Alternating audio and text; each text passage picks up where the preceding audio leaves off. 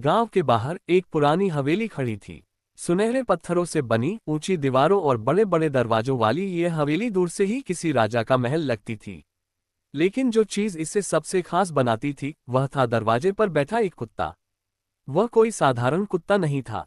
उसकी चमकती हुई सुनहरी त्वचा, गहरी भूरी आंखें और चाल ढाल किसी नवाब से कम नहीं थी। गांव वाले उसे अमीर कुत्ता कहते थे, मगर यह नाम सिर्फ उसके रूप रंग की वजह से नहीं पड़ा था, बल्कि एक पुरानी कहानी की वजह से जिसे सुनकर हर कोई हैरान रह जाता। कहते हैं बहुत साल पहले ये पूरा गांव एक आदमी की जागीर था, एक नवाब जो बहुत अमीर था। उसके पास अनगिनत खेत, बाग, तालाब और मकान थे, लेकिन उसकी सबसे प्यारी चीज थी उसका कुत्ता, जिसे वह अपने बेटे की तरह पालता था। नवाब की कोई संतान नहीं थी। जब उसकी मृत्यु का समय आया तो उसने अपनी पूरी संपत्ति अपने कुत्ते के नाम कर दी। मेरे बाद ये हवेली, यह जमीन और यह सारी संपत्ति मेरे वफादार दोस्त की होगी, उसने कहा।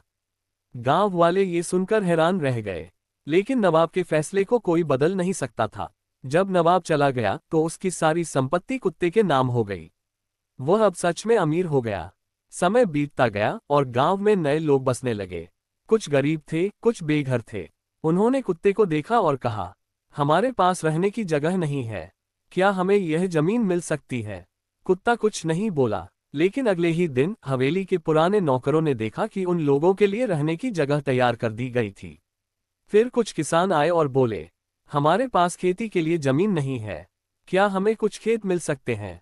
अगले दिन गांव के बाहरी हिस्से में खेतों को किसानों के नाम कर दिया गया। धीरे धीरे गांव बसने लगा। लोग आते गए और कुत्ता अपनी जमीन इंसानों को देता गया।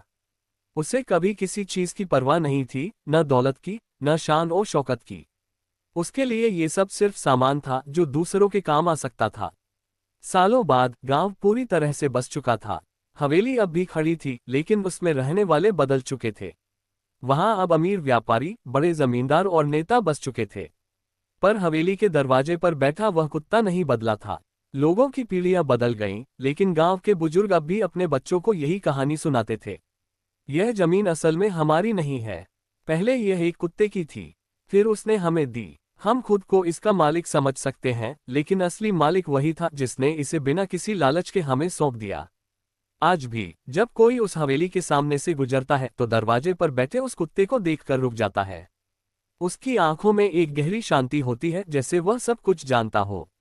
और शायद वह जानता भी है, असली अमीरी दौलत में नहीं बल्कि देने की ताकत में होती है।